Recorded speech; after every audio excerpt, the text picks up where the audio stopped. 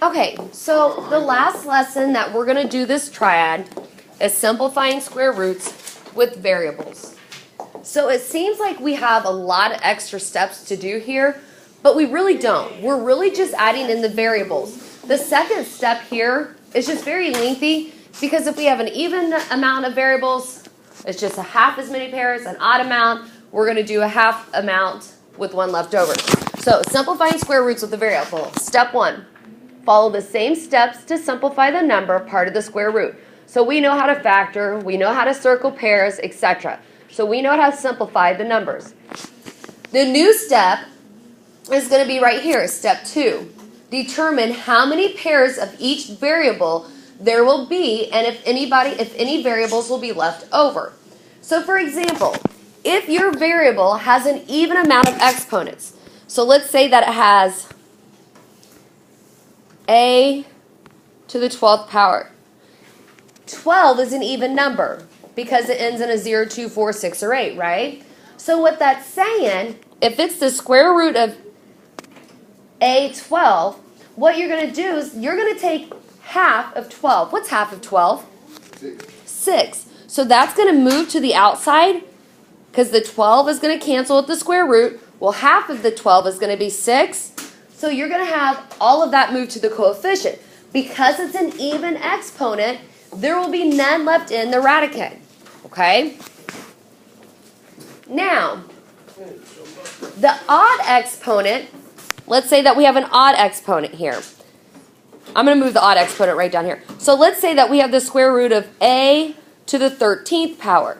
Now, I know that's an odd exponent because it doesn't end in 0, 2, 4, 6, or 8. So what you're going to look at is take one less than 12. Or excuse me, take one less than 13. What's one less than 13? 12. What's half of 12? So we're going to have a to the 6 on the outside, and then you're going to have one left over, right? Which is going to be the a on the inside. So this is the new step that we're doing. That's for example 1. That's just for the note part. So you don't necessarily, sorry, I should have clarified that. You don't necessarily have to write this part down. I always like to just kind of show for what I'm talking about. Okay. Now, if you don't have all this written down on your note sheet, we will come back to it, okay? So if you do not have this all written down, don't stress, we'll come back to it. But what I want you to do first is look at example number 1. So for example number 1 in the top left, hey guys, if you guys need to stop talking.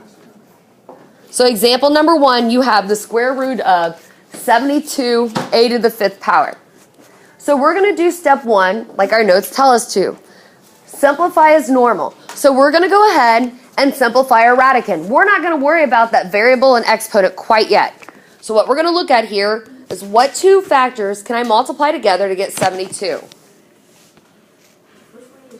What two numbers can I multiply together to get 72? 6 and 12. Okay. Damon, keep going, please. For 6? And 2 and 3 for 6. Circle that. Then for 12 you can do 2 and 6. 2 and 6. Then after that, 2 and 3. Simple. Okay, now from here, we're still going to put our equal sign. We're going to put our square root sign. Now, under the square root, we're going to put our factors in order from least to greatest as normal. So we're going to put 2 times 2 times 2 times 3 times 3.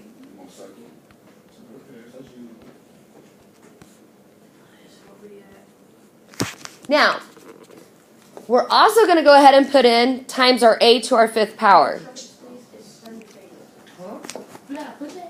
Yep, go ahead and put that in so we don't forget about it. Whoop. Now, continue with step 1. Circle our pairs.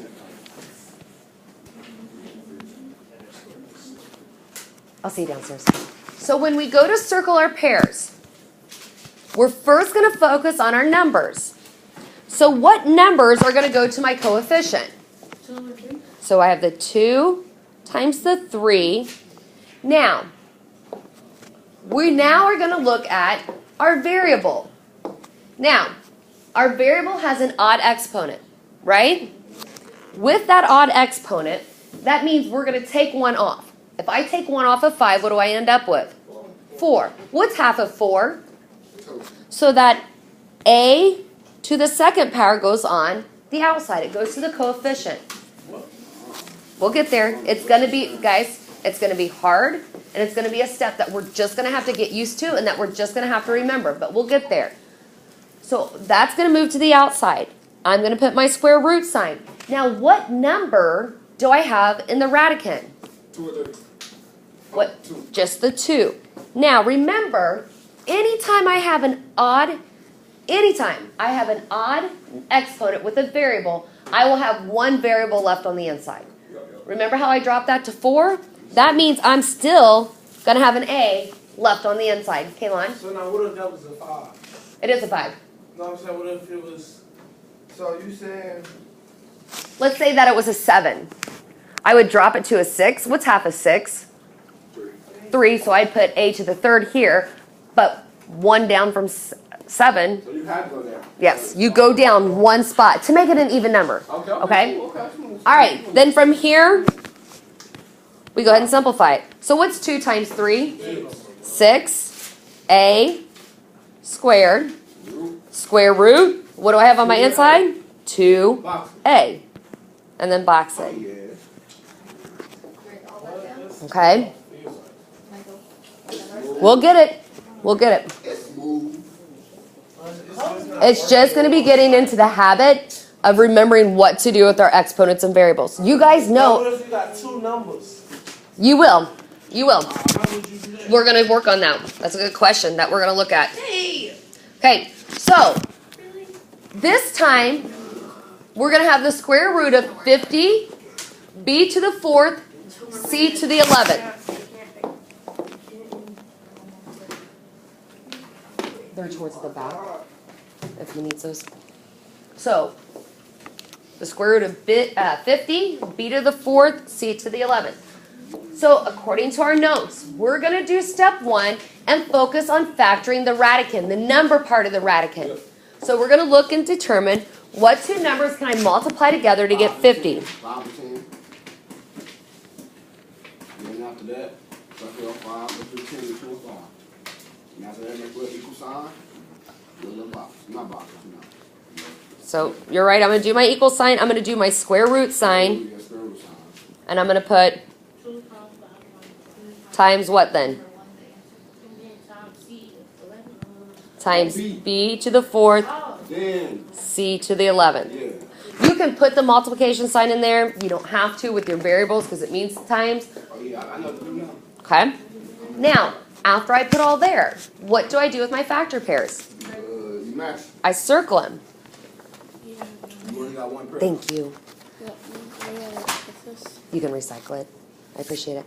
So from here, the pair that I circle goes to the coefficient. So what number goes to the coefficient? 5. Now this is where we're going to look at each individual variable. Can I get one? Now, because it's an even number, hold on just a second. Because it's an even number, this is going to completely cancel with the square root sign. Okay? So what's half of 4? 2. So it's going to be b to the second. Can I go again? Can I say something? So because it was even, I'm going to show that that completely cancels. Then after that. All right. Then after that. Stop, Devon. I need you to stop. I understand and I respect that you get it, but I want to make sure everybody else is getting it. So now we have c to the 11th, which is odd. Because it's an odd number, I'm going to take 1 off of it. So it's going to drop down to 10. What's half of 10? 5. So on the outside, I'm going to put c to the 5th. Now, I'm just going to underline it here. You don't have to. This is for me to remember that I still need to keep a c on the inside. I'm going to draw my square root sign. Put 2. What number do I have left on the inside? 2. What variable do I now need to bring down as well? B and C? B totally canceled because it was even. C. Just one single C. Okay. C. And that's my final answer. And that's where we're going to stop for today.